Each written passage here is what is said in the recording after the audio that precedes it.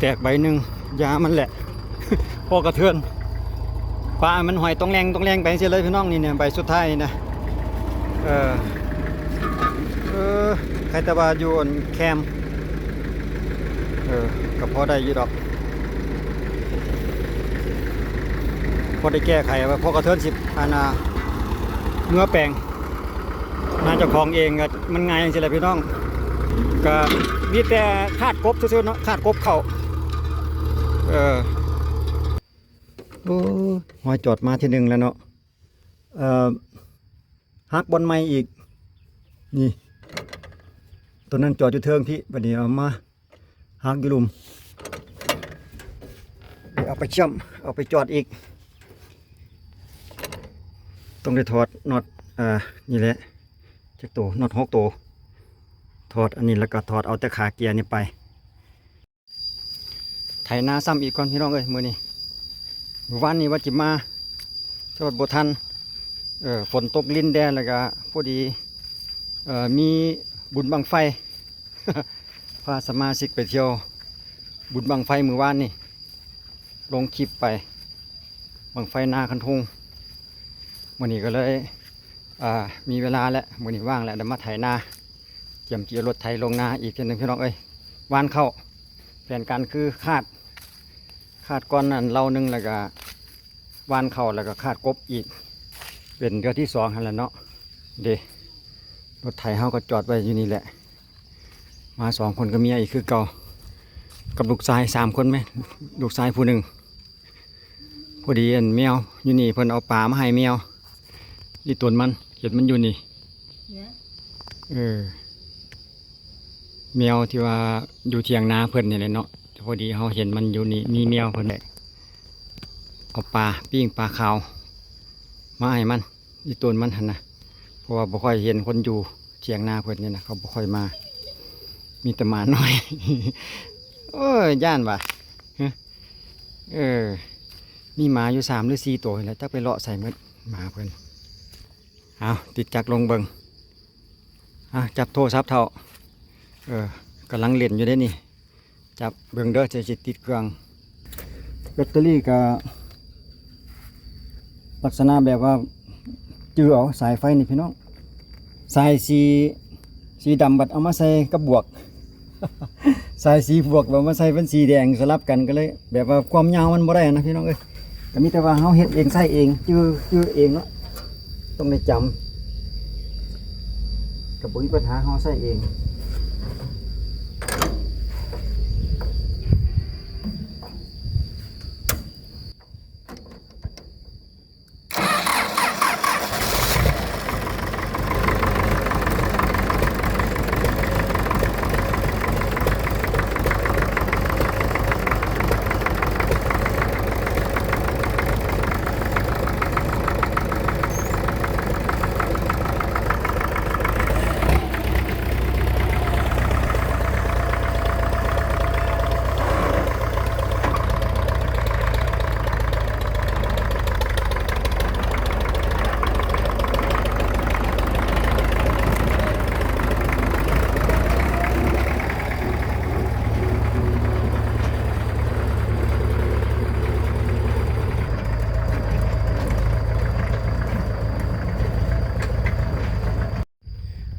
ขาดนากับบ่แล้วสำพี่น้องเลย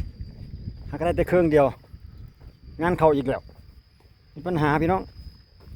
ขาเกียร์หักต้องได้เอาถอดขาเกียร์ไปเชื่อมใหม่ดิคันเกียร์โอ้หอยจอดมาทีหนึ่งแล้วเนาะหักบอลไม้อีกนี่ตัวนั้นจอดอยู่เทิงที่บัดนี้เอามาหักอยู่ลุมเอาไปเชื่อมเอาไปจอดอีกต้องได้ถอดน็อตนี่แหละจักตัวน็อต6 ตัวถอดอันนี้แล้วก็ถอดเอาแต่ขาเกียร์นี่ไปเชื่อมไหมใส่เลขบ่ได้ได้หักแล้วก็ขาดน้ำได้แต่เครื่องเดียวแผนการคาดเรา1ก่อนพี่น้องก็ว่าจะคาดเรา1ก่อนแล้วก็จังวานนะวานแล้วก็จังคาดกบประมาณนั้นผู้วานให้เมียวานมาตามหลัง เ พื่อหันปรับหน้าดินให้มันเสมอกันแบบนี้เลยเนาะหันเพียงกันแบบนี้แล้วก็เอาเขามาวานแล้วก็จังคาดกบอีกเทีนึงหั่นนะเพราะว่าหน้าเฮาเองเฮ็ดแบบสโลโมชั่นไปก็ได้ เออเฮ็ดแบบเอาที่สบายใจหั่นนะหน้าเจ้าของเอาเดี๋ยวมาถอดขาเกียร์ก่อนพี่น้องเอาไปเชื่อมใหม่เป็นน็อตน็อตเบอร์126ตัวอันน็อตออก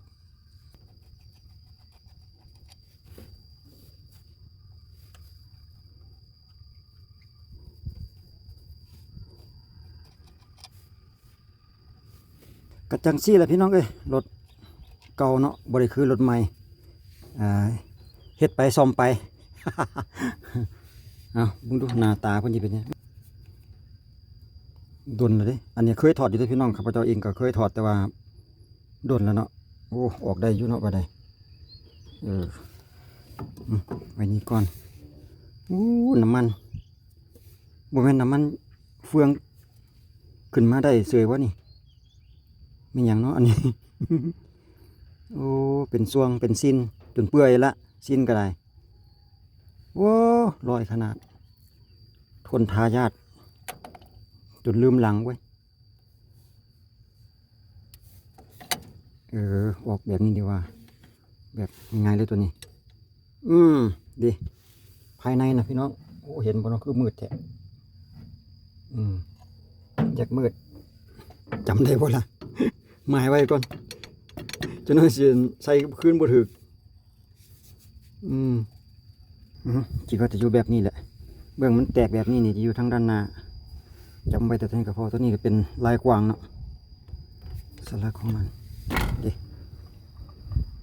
ลักษณะในนี้คันเกียร์เพิ่นนะเฟืองเพิ่นก็จักไม่ยังอยู่หรอกจำบ่ได้ละลืมไปเอาไปเชื่อมกันมานี่พี่น้องเอ้ยพูดแล้วเข้าไปในหมู่บ้านพูดแล้วใครแต่ว่ามันเป็นอันชิ้นส่วนที่ว่าถอดได้ง่ายนะพี่น้องเอ้ย บ่อันหนึงกับอันหนึงไปว่านเข้าท่าพอดีเลยให้เท่านี้ว่านเข้าท่าพอดีไปเชื่อมมานี่กันใกล้แล้วไปแล้ววะพอว่านเนี่ยมันได้ไวอยู่สำหรับขาเกียร์นี่ก็ได้เคยเชื่อมมาทีนึงแล้วหลายปีแล้วจนลืมแล้วเป็นเรียกว่า10 ปีก็ว่าได้ละเชื่อมมาตั้งแต่ตำบิดพุ่นนะแตกได้ง่ายขนาดเนาะใส่งานหนักเด้ใส่เลขบาทได้ว่าสันเกิดกาดเว้ยใครแต่ว่ามันเป็นชิ้นส่วนที่ว่าแกะออกได้ง่ายมาเรียบร้อยพี่น้องขึ้นไปเชื่อมแป๊บหนึ่งมันก็บริลายน้อยเดียวแต่ว่ามันหักเห็ดบริเท่าไหร่กันบริไปเชื่อมบริไปจอดเพิ่นนะเอาใส่บาทดิอยู่ในตำแหน่งเลขว่างตำแหน่งของเพิ่นนี่ตำแหน่งของเลขว่างประมาณนี้เนาะเลขว่างนะแล้วก็จะต้องเอาไอ้นี่เข้าไปก่อน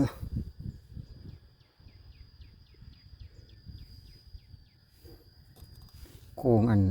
เกียร์เพิ่นนี่จะได้หูเลข1เลข2อยู่ไส ประกอบขึ้นบาทนี่ตำแหน่งเลขว่างเฮ็ดเองได้บาทนี่อาศัยตะลุงเฮ็ดให้บ่ได้ได้บาทนี่อยู่แถวอันภาคอีสานคือสิแล้วเลยพี่น้องเอ้ยรถรุ่นนี้นะข้าพเจ้าคิดว่าบ่มีเลยอยู่บ้านเดิมบุรีรัมย์นี่ก็ตั้งแต่น้อยจนใหญ่ก็บ่ทันได้เห็นมีได้รถรุ่นนี้ส่วนใหญ่จะเห็นตั้งแต่ฟอร์ดตะมิดเนาะฟอร์ดแล้วก็มาหาคูปต้าประมาณนั้นรถโซเวียตหรือว่ารถของเบลารุสนี่แล้วเอื้นหาให้ก็พอเห็นเคยเห็นจะเกือมาเห็นอยู่ลาวนี่แหละรถรุ่นนี้นะจังได้ฮู้น้ำเพิ่นนี่แหละเพิ่นพาเว้าก็เว้าไปน้ำเพิ่นว่าโซเวียตกับโซเวียตเป็นน้ำเพิ่นนั่นแหละ เบลารุสกับเบลารุสเป็นน้ำเพิ่นว่าMTกับ MT เป็นน้ำเพิ่นว่าแอมตาเซตกับแอมตาเซตเป็นน้ำเพิ่น สรุปเรื่องจักอันใดกันแท้ที่แน่ว่าง่ายๆคืออันรถโซเวียตละฮู้ดีคนลาวเฮาฮู้ดีปัญญากันว่ารถโซเวียตมีแต่รุ่นนี้เท่านั้น คนรุ่นใหม่ๆนี่อาจจะบ่ฮู้จักซ้ำบ่จักเนาะรถรุ่นนี้แต่ว่าคันว่าอยู่ฝั่งไทยนี่เห็นเพิ่นใช้อยู่ได้ยิน FC ว่าอยู่ทางภาคกลางหรือทางนี้แหละทางชัยนาทหรือทางใดเพิ่นยังมีใช้ว่าซั่นเด้ฮะลองดูบาดนี่สิได้แล้วบาดนี้แก้ไขไปก่อนถ้ามันหักก็จอดไหม เชื่อมไหมมันอยู่ลาวเพิ่นว่าจอดเพิ่นพาว่าจอดก็จอดไปนำเพิ่นนำเพราะพี่น้องจอดเล็กจอดลานะอยู่ทางอีสานบ้านเฮาก็เอิ้นเชื่อมบ่ทันมีผู้จับโทรศัพท์ให้พี่น้องเอ้ยอยากคาดให้เบิ่งอยู่ก็เลยว่าคาดไปเราที่2เขายังจะให้ลูกชายเพิ่นมาขับแล้วก็จังสิถ่ายอีกทีนึงน้อยงัวกินข้าวแล้วเท่าเฮ้ยงัวมาลอยกินข้าวเลยพี่น้องเอ้ย ระวังในแท้ได้เป่าเขาทิมไว้นี่ไว้ในแท้ได้ให้เมียวันคือเก่าพี่น้องอยากมือหนักไปหน่อยบอกเพิ่นว่าให้เบาๆว่าซั่นเด้แดงจึงครึ่งวะวันเพื่อเอาพอก็จังว่ากันไปซอกมาใหม่เติมอีกก็ได้เขาปลูกเขานะแสดงว่ามีบอนขายอยู่ศูนย์เมล็ดพันธุ์นาพอกไปแล้วอยู่ลาวนะไปเรื่อยๆเท่ามือนี้ก็สีแดดมืดอยู่ดอก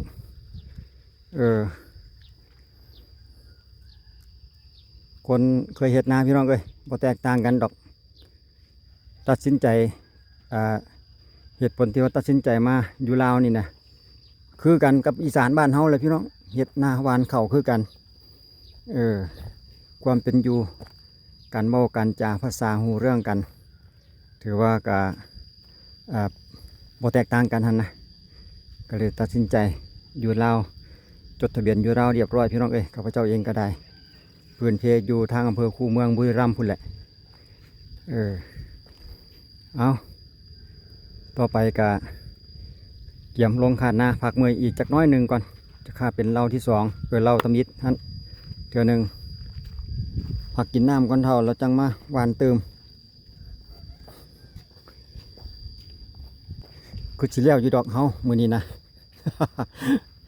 มื้อวานนี้ฝนตกลัดก็เลยบ่ได้มาไปจุดบังไฟอยู่พุ่นบุญบังไฟซะก่อนมื้อนี้แดดออกจะเฮ็ดให้มันแล้วไหวที่นั่งยังเหลืออยู่ประมาณ5 ลูก 6 ไร่พุ่นแหละประมาณ6 ไร่วานให้แล้วมื้อนี้เลยแหละแต่มัดไว้จนได้เฮาเริ่มเหลียวหลังมาหัวโอ้งานเขาอีกแล้วพี่น้องเป็นเรื่องอีกแล้วเด้จักเหียใส่สลักขาดเรียบร้อยต้องได้ซอกสลักน้อยๆมาใส่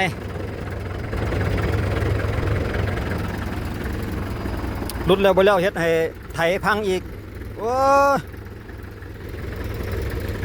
แล้วอันนึงยังอันนึงบาทนี่พี่น้องเอ้ยนี่ เดี๋ยวเอาไปจอดเอกนี่นะมันเป็นใบเก่าเนาะห้อยอันใบแต่ง ใบแต่งมาแล้วเนาะห้อยเชื่อมมาแตกบนเก่านั่นเองออกเลยบาทนี่โอ้ไอ้นี่แล้วมันยากกว่าอันตัวอันนั้นอันขั้นเกียร์เด้อไอ้นี่นะเด็กห้อยเก่ามันนะก็มีแต่เขาไปเชื่อมเดิมให้มันเข้ารูปเดิมมันแหละแล้วก็เชื่อมติดขึ้นอีกนั่นนะอีกบาทหนึ่งแต่ว่ามันต้องได้เอารถนี่เลี้ยนไปสนบาทนี่มันถอดไปบ่ได้เด้แต่มันถอดออกเนี่ยโอ้เรื่องใหญ่เลยมือกับบ่แล้วต้องได้เลี้ยนรถนี่ไปหาตู้เชื่อมจังสิได้แต่ว่าคันมันพ่อคาดได้ก็กี่คาดไปเพราะว่ามันพ่อกระเทือนมาอยู่กระเทียงพอดีสงสัยรถมันอยากเซาเมียบ่ เอาลองเบิ่งดูให้มันเลี้ยนไปแบบนี้ลองเบิ่งนี่นะเพราะว่าสิเลี้ยนไปเฮือนกับพ่อกระเทือนแล้วเด้คาดไปแบบนี้แหละมันจะเป็นจะได้ก็ให้มันเป็นเพราะว่าบ่ได้ไปหับงานทางอื่นดอกมีแต่หน้าเจ้าของเองมีแต่ซอกสลักมาใส่ไอ้ตัวเขาเป็นยังก็ขั้นขาจองมาอันนี้นะตัวนี้ แล้วก็แล้วเอาเบิ่งก่อนพี่น้องซ่อมแปลงอันนี้ก่อนว่าจะเป็นเพศตัวใดอีกยังบ่แน่ใจรถเกลานี่นะโอ้พอดีจุเลยเนาะน็อตตัวนี้พอดีน้อยดึงแก้ไขไปซะก่อนลองเบิ่งพอได้อยู่ที่บอก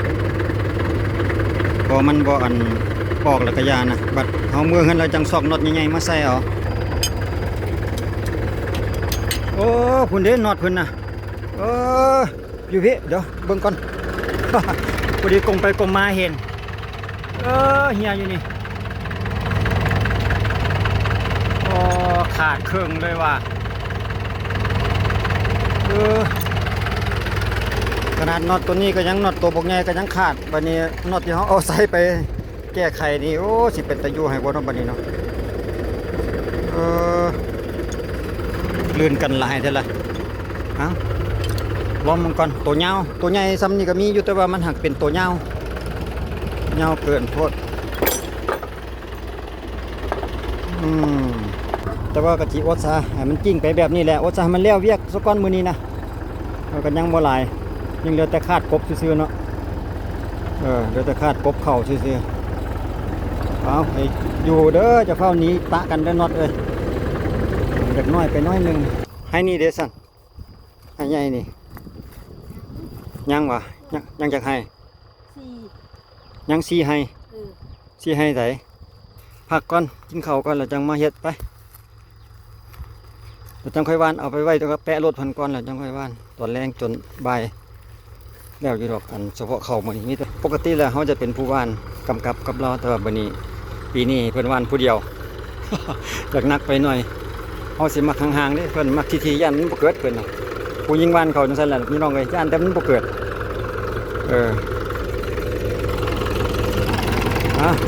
พักเครื่องก่อนนี่เตาะสายคันเร่งขึ้นแล้วก็แม่นมอดปึ๊บเลยเด้ห้อยมันเป็นห้อยจอดห้อยเชื่อมเก่าเด้กราบรถวันนี้ถอยหลังยกใบขึ้นบ่ทันแล้วมันกราบนี่น็อตตัวนี้ขาดอีกเด้อเท่านี่ตัวเก่าเฮาใส่หันขาดละแค่แต่ว่าเอาน็อตน้อยใส่แต่น็อตน้อยจักสิกุมบ่หันแล้วบ่ขาดกบแต่ว่าได้เมื่อเงินมื้ออื่นเฮากับมีอยู่ดอกน็อตใหญ่อยู่เฮือนฮะเล็กใหญ่มาดัดใส่ข้างเนี้ยอื่นนะไปปีแง่คือเก่าหางแง่ไว้พูหัวหน้าพุ่นแต่ยักตัวเท่าแง่หันเขาใส่ไว้หันมาขาบเรียน บัวว่าแล้วหมามันเห็นแง่ถือเหี้ยวแล้วคอยว่าแล้วนะเหี้ยวคอยหายด่างหนึ่งตอนนั้นหลังหนึ่งยันเป็นหมาขาบมันขาบแง่เห็นแง่มันขาบไปรถได้หมาพูดไปเบิ่งแง่ก่อนพี่น้องหางแง่ไว้ใส่เหี้ยวแง่ไว้ให้เมียมายามก่อนแล้วเพิ่นได้2 ตัวแล้วว่าท่านเด้เบิ่งส่วนที่เหลือเหี้ยวมี5 ลังถึกบ่รถหัวก่อนบาดนี่โอ้ลมมัดโอ้โธตายเรียบร้อยบ่จักนี่นะนี่โอ้ตายดีหมดจึนี่งูเพิ่นน่ะใส่ไว้หูนี่แหละตัวบ่ใหญ่ปานใดเว้ยนี่ตายเรียบร้อยขันเอาปะไปโดนเส้นตายเลยดังนี่เด้อันนี้ลันซื่อๆบ่จักลันเลี้ยวบ่เลี้ยวมันโอ้มันเฮ็ดขวยอันเลยตัวนี้น่ะมันเฮ็ดขี้ขวยอันพูดงูมันน่ะ มันเฮ็ดขวยดันเหี่ยวจนเหี่ยวลันละล่าวะเดี๋ยวน้อยอีกหลังหนึ่งโอ้เป็นกูมาไว้พี่ไปเลยมี5 หลังเด็กครบพอดีได้5 หลังใช่ละตัวเงี้ยนะห้อยไว้นี้ได้2 ตัวแสดงว่าอีกหลังหนึ่งมันลันแล้วเพิ่นก็กูไว้ซื่อๆโอเคได้2 ตัว3 กว่าตัวเมื่อกี้ฮั่นจีบเอาแล้วประมาณ30 ปีเลยพี่น้องข้าพเจ้ามันอยู่ลาวนับรวมๆได้ประมาณ30 ปี ใช้ชีวิตอยู่ลาวสร้างครอบครัวอยู่ลาวนี่โอ้กันที่เราแล้วก็มันยาวได้พี่น้องตำบิดที่ว่าเปลี่ยนไปจะได้มาจังใดฮะนะแต่ว่าFCท่านใดอยากรู้เนี่ยก็ข้าพเจ้าจะเล่าสู่ฟังแต่ว่าตรงยาวตรงก็เป็นตอนแต่ตำบิดมาจังใดประมาณนี้นะเสามีแห้งจนหน่อยค่อยดังไฟเท่าไปเติมอีกตัวหนึ่ง แต่ตัวนี้ตายมันอันนั้นเด้แดดห้อนหมดกระจือมันพอดีลมเย็นดีจุดนี้เนี่ยเดี๋ยวเอาสังกะสีมาบังแล้วก็ดังไฟจุดนี้ได้จุดเดิมมาติดตามกันต่อพี่น้องเอ้ยแดดร่มตกช่วงบ่ายให้ลูกชายลงซอยหลังจากที่วานเข้าให้แม่เพิ่นวานเข้าเรียบร้อยแล้วตัวใดให้ได้แล้วล่ะก็ขาดกบเลยแตกใบหนึ่งยามันแหละ พอกระเทือนปลามันหอยต้องแรงไปเสียเลยพี่น้องนี่เนี่ยใบสุดท้ายนะใครตะบาอยู่อันแคมก็พอได้อยู่ดอกพอได้แก้ไขว่าพอกระเทือน10อันเนื้อแปลงน่าจะคลองเองก็มันง่ายอย่างเสียเลยพี่น้องก็มีแต่คาดกบซื่อๆเนาะคาดกบเข้าโอ้คนอยากแล่นห่างคณาไปน้อยหนึ่ง โชเฟอร์จำเป็น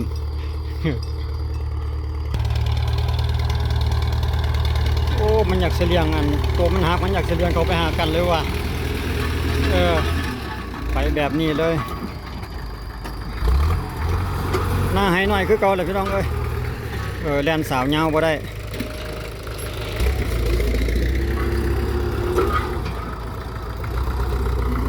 รอบแรกของไฮนี่เนาะมันค่อยแห้งพี่น้องถ้าเขาจะเฮ็ดเป็นรวงเป็นไฮเดียวเนี่ยโอ้มันต้องได้ปรับหลายเกินไปก็ดนไปก็เป็นก็บ่แน่นะดนไปข้าพเจ้าอาจจะตัดให้มันเป็นไฮเดียวซะแปลงไปทีละหน่อยนะบ่ไหวรถโซเวียตต้องมาแล่นกับไฮน้อยจิอู้เมื่อยปวดขาหมด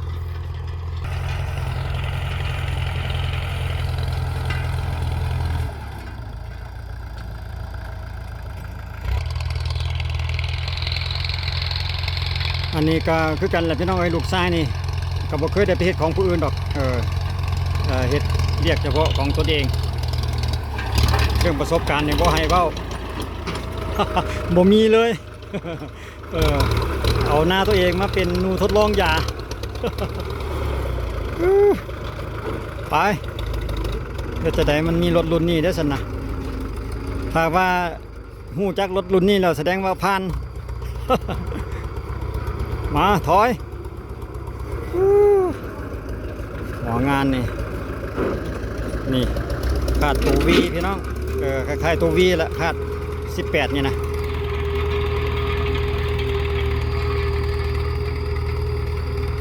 ก็มีหลายคนเพิ่นถามหาอยู่ได้พี่น้องคาดรุ่นนี้หลายคนก็ยังอยากได้มาไว้ใส่คืนอยู่ว่าซั่นเด้เพราะว่ามันเฮ็ดให้ดินรวมตีดินตีก็ไปก็มาได้ไอ้นี่นะ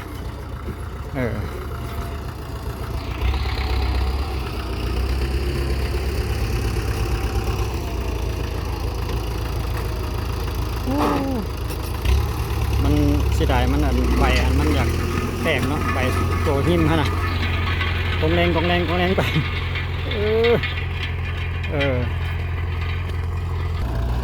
เอาแต่คนที่ไทยพี่น้องปล่อยให้เพิ่นไทยเฮ็ดจังได๋ก็ได้ถ้าแน่ว่าให้ไปให้มันวัตถุบอลพอให้มันกบเข้าซื่อๆนะแต่ว่าเฮาไถมาเรานึงแล้วมันก็ละเอียดแล้วนะมีแต่อันนี้ไถกบเม็ดเข้าเฮ็ดจังได๋ก็ได้ให้เพิ่นไถให้มันไถหมดทุกช่องบ่ให้มีช่องว่างหั่นนะ อันใดมันบ่ได้เฮาก็จังสิขึ้นไปไถคืนอีกทีนึงในเวลาให้เพิ่นไถแล้วเมื่อก่อนคาดแล้วเมื่อก่อนเฮาจังมาเก็บรายละเอียดให้เพิ่นอีกทีนึง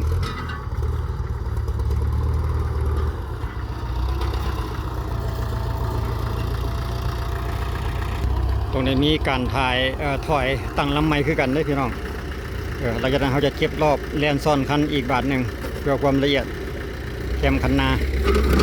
ครับโอ้รู้ว่าแลนไวแต่บาทมือนี้จะไปเกียร์ได้บ่ฮู้แลนนำบ่ทันได้อเนี่ยวันนี้มันไปเลข3พุ่นบ่จักนี่นะโอ้ยานแม่นอยู่เรียนนำกับบ่ทันให้แต่ว่าหน้าให้น้อยอ้าวถอยบาทนี่ไปได้หน่อยนึงแล้วก็ถอยจังซี่ล่ะบ่หน้าให้น้อยเด้ให้แต่ว่ามีโฮมมาสงสัยเพิ่นสิถอยเสียบเลยมั้งนี่สูตรใดวะ เคยบอกเพิ่นอยู่ได้สูตรนี่เพิ่นถอยเขาเสียบแกนนี่เลยได้นี่ว่าโซเฟอร์ใหม่นี่ก็ถือว่าเป็นเรื่องอยู่ได้ล่ะ เอาถอยดิงานนาเพื่อนนะถอยมานี่เพิ่นก็ถอยเขามาเสียบแล้วนี่แล้วก็ไปวางลงไปฟังเสียงมาลงกองแกงว่ะหมอแหกแตกกระโปะไปแล้วเรื่องอยู่เพิ่งจะว่านี่เพิ่นจะถอยแบบเก่าบ่คิดว่าเพิ่นน่าจะถอยหรือว่าจะเก็บหัวงานอีกบ่จ๊ะถอยเสียบมาเบื้องนี้เลยมั้งนี่เฮ็ดคือสไตล์ที่ว่าพอได้บอกบ่เด้แม่นแท้บ่ต้องไปไว้ก็ได้หน้าเฮาเองพี่น้องเอ้ยปล่อยให้เพิ่นเฮ็ดไปเรื่อยๆซะก่อนมีความรุ่นเคยกับรถซะก่อนไปแบบธรรมโมนี่แหละแสดงบ่ให้มันหามให้มันซ้ำบนเก่าได้ก็บ่เป็นหยังก็จะในเขาอันคาดมันก็ตีดินก็ไปกับมาอยู่แล้วแหละเม็ดเขามันก็จิกกระจายคือเก่าหั่นล่ะวะเวลามันเกิดหั่นน่ะเพราะว่าคาดอันนี้มันตีกับไปกับมาคืนสิเลียนห้องเก่าซ้ำเก่าก็บ่เป็นหยังพี่น้องซ้ำห้องเก่าเขาแห่งเกิดงามดีเด้แห่งกระจายได้งามไปเลข3ดีแต่ว่าธรรมชาติคันคาดหน้านี่ไปเลข3แล้วดีพี่น้องเอ้ยไปไวมันจะตีดินได้ดีกว่าเลข3เลข4พุ่นแล้วคันแม่นคือเฮาขึ้นนี่คันแม่นช่วงยาวๆเฮาไปเลข4พุ่นแล้วในช่วงเวลาคาดหั่นน่ะจะนั่นกว่าประหยัดกว่าไทยเด้เวลาคาดนี่นะบ่ได้เปลืองแล้วไวอากาศดีตอนลมนี่นะวานซอยแม่มึงนะบ่ลูกโอ้ผมว่าเป็นคนคุมงานวานนี่เท่าหน้าเขาจึงบ่ได้ใส่อันเครื่องพ่นคืออันอยู่ฝั่งไทยอันบ่เนาะบ่ต้องวานเอานะบ่มักอีกเป็นหยังย่านมันบ่ละเอียดย่านมันไกลห้องอันตัวพ่นนี่ก็ต้องได้จื้อห้องคือกันเด้หากว่าไปบ่ถือห้องนี่ก็บ่ทั่วถึงคือกันเด้เพิ่นละมักแบบนี้พี่น้องเพิ่นว่า ตัวพ่นมันต้องได้เพิ่นพายบ่ไหวบ่เป็นหยังดอก เพิ่นยันเพิ่นพายเขาบ่ไหวเพิ่นเอาแบบนี้ดีกว่าซ่ากะยามันดอกว่าซั่นหน้าเฮาบ่หลายเพิ่นว่าเด้ บ่แม่นอันนาหลายเฮกตาร์คือเพิ่นน่ะนะพอสิได้ใส่เครื่องพ่นเอากำบ้านเอาจังซี่ก็ได้คิดว่านะก็มีเพียงเท่านี้แหละพี่น้องเอ้ยบรรยากาศดีๆตอนแรงเย็นสบายชาวนาให้ลูกมาซอยลูก2คนพี่น้องก็ยิง1ซ้าย1ข้าพเจ้าก็ได้เขากำลังซ่อนบ่าวซ่อนสาว